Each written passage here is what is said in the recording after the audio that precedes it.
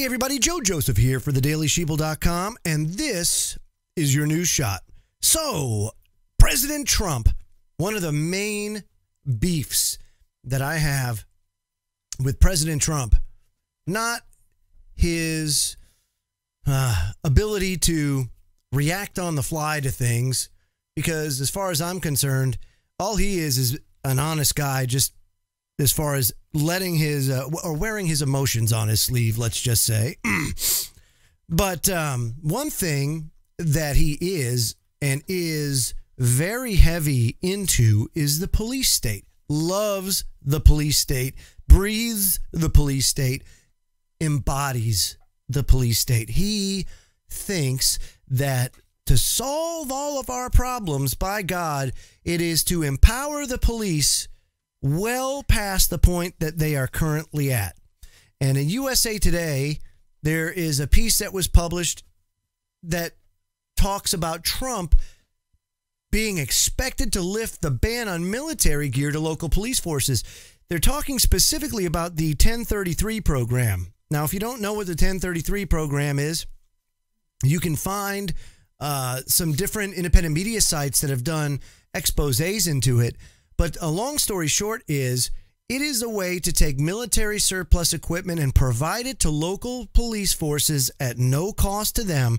The only cost that they have to provide or pay for is the shipping cost to get it from your defense reutilization facilities to the actual the police force itself, and then they have to maintain it.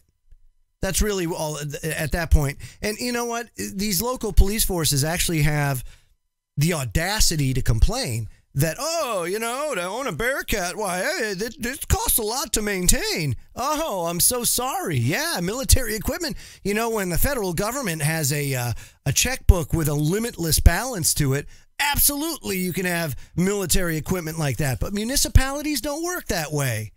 But all these police, they get wowed by all the tanks and the helicopters and the drones and the automatic weapons and the grenade launchers and the body armor and everything that they could want and have that's military grade. Why? Now President Trump is going to open up the floodgates. Why? Because Attorney General Jeff Sessions, one of the biggest scumbags to ever walk the earth, has absolutely pushed him to that point. Now, on Monday, it says Attorney General Jeff Sessions is scheduled to address the annual meeting of the Fraternal Order of Police, the nation's largest police union, and he's going to outline those program changes there. And administration officials didn't respond immediately to the request for comment, but this is what they said. The administration's actions would restore, quote, the full scope of a long-standing program for recycling surplus life-saving gear from the Department of Defense, along with restoring the full scope of grants used to purchase this equipment from other sources. So they don't exactly have to go through this. Now there's grants too. Oh boy, we'll give you free money to go ahead and buy up all this stuff. What's the purpose? Of course, the purpose is to militarize the police. And now with Antifa out there, and your Soros-funded crowds, crowd to be paid for in advance. You pay for these crowds, and then they show up, and they wreak all sorts of havoc at what would have been probably a peaceful protest, right? You have all these groups now. Trump and the police state have an excuse to say, whoa, we need to be able to combat this. Now, notice how you telling me the police don't have the ability right now to combat this? You telling me that they need tanks and LRADs and all this other crap, microwave weapons? They need this stuff? They need military-issue drones and all this other military equipment? People forget that in 2012, the National Defense Authorization Act, by law, made the United States a battlefield. And when that happened, it changed the game more so than ever before, even with the Patriot Act. You know, Patriot Act, of course, was one of the biggest invasions and just total and complete neutering of our privacy and our rights. But now take a look at what's happening since then, what's happened since then.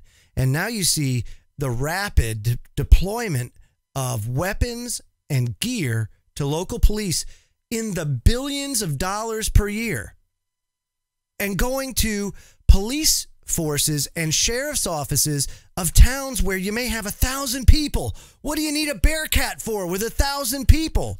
Are you kidding me? I mean, what could possibly be so bad? Well, we got to combat the terrorists. I mean, come on. I mean, is it that?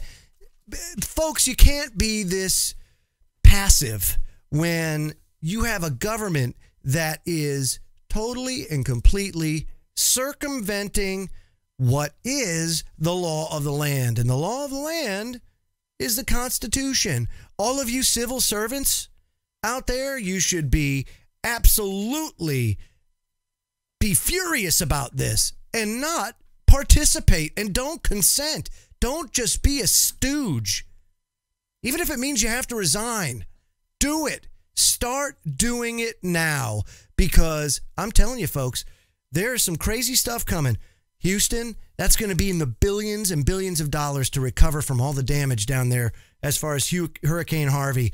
You've got the stock market, all of the banksters, all of your Wall Street people are sounding the alarm saying, look, crash is coming, correction's coming, here it comes. They're all screaming it now, right? Meanwhile, you have an administration that's taken a page right out of the Bush administration. Why? The fundamentals of the economy are sound. Are they really? Were they the last time in 2007? No. Are they now? No.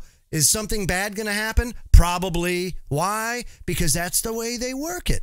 They pump it up, they inflate it, they inflate it, they inflate it. They get people to put their money into the stock market.